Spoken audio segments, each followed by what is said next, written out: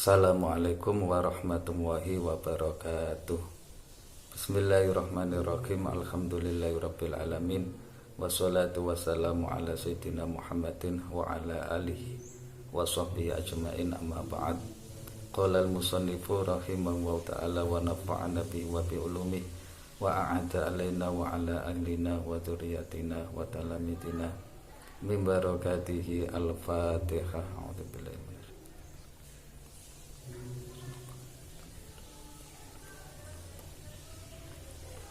Bismillahirrahmanirrahim. Wa kum mustafidan kulla yaumin ziyadatan minal ilmi wasbah fi bukhuril fawaidi. Wa kun lan ono sira mustafidan iku wong kang ngalap manfaat atau faedah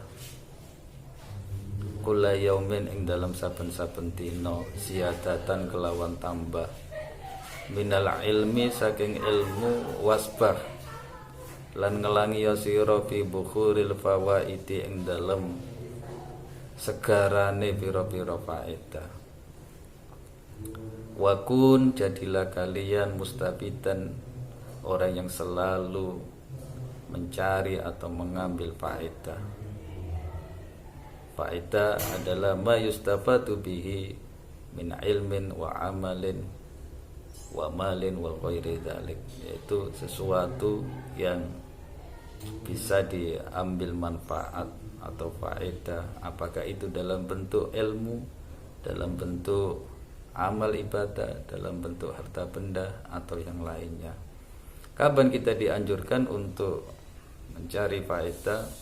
Kulla yaumin, yaitu di setiap saat, di setiap ada kesempatan, di setiap ada waktu yang kosong. Jangan sampai kita lewatkan tanpa ada manfaat, tapi betul-betul kita maksimalkan untuk sesuatu yang bernilai.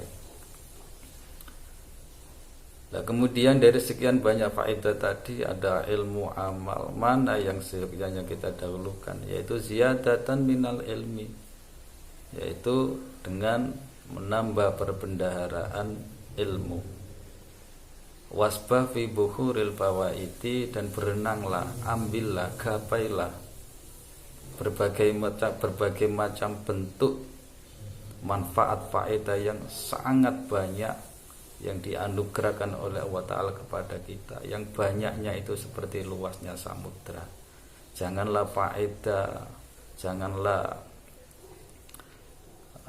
kenikmatan-kenikmatan yang sudah dianugerahkan kepada kita itu hanya kita lihat saja tanpa kita ambil. Janganlah luasnya samudra itu hanya kita pandang saja tanpa kita gapai, tanpa kita renang di dalamnya.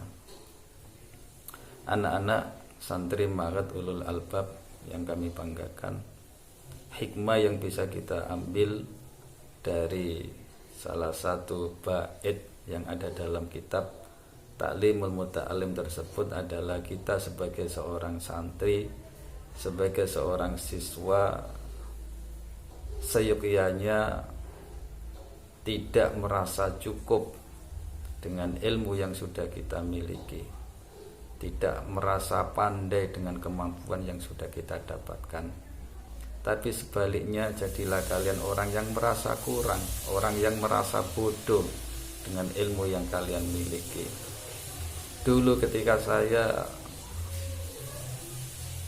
mondok di pesantren sering mendapatkan wejangan, wasiat atau pesan dari para masyayikh atau asatidz dalam bentuk bahasa Jawa yang isinya adalah ojo dadi wong sing rumangsa iso, tapi dadi wong sing iso rumangsa.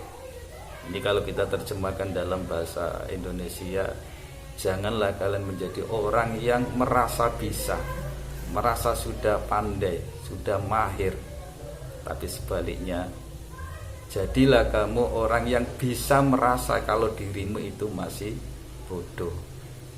Anak-anak, ketika saya telusuri, ternyata apa yang didawuhkan oleh para masyayikh, para asatidz itu senada dengan apa yang didawuhkan oleh salah satu wali yang sangat terkenal dan sering diceritakan oleh Imam Al-Ghazali dalam kitab Ihya Ulumuddin. Beliau adalah Abdullah bin Mubarak. Dalam satu kesempatan beliau pernah dawuh, la yazalul mar'u aliman ma talabal ilma. Seseorang itu disebut pandai atau pintar selama ia terus mau belajar, alias merasa bodoh. Sebaliknya, fa in dhanna annahu qad alima faqad jahila. Apabila ia merasa pintar, merasa sudah pandai, merasa sudah cukup, maka pada saat itu juga ia adalah orang yang bodoh. Mengapa seperti itu anak-anak? Yang pertama, orang yang merasa bodoh adalah orang pandai adalah karena semakin kita belajar maka semakin merasa tidak tahu apa-apa. Bukan sebaliknya, merasa pandai atau merasa paling pintar. Mengapa? Karena sesungguhnya apa yang sudah kita miliki itu sangat sedikit. Didawuhkan oleh Allah Ta'ala, wa ma utitum minal ilmi illa qalila. Jadi manusia itu tidaklah diberikan ilmu, tapi hanya sedikit dari ilmunya Allah Subhanahu wa Ta'ala. Kemudian yang kedua, orang yang sudah merasa pandai terbilang orang bodoh adalah karena orang yang merasa pandai itu biasanya tidak menerima kebenaran, tidak mau menerima pendapat orang lain.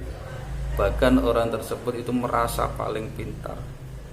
Dan yang lebih berbahaya adalah jangan sampai orang itu masuk golongan rajulun la yadri wa la yadri annahu la yadri. Jadi orang yang tidak tahu atau bodoh, tapi dia tidak merasa bahwa dia adalah orang yang bodoh. Oleh karena itu, anak-anak, jangan sampai kita merasa cukup dengan kemampuan yang kita miliki, tapi sebaliknya kita merasa bodoh, sehingga itu menjadi motivasi bagi kita untuk selalu belajar dan mengasah kemampuan yang kita miliki.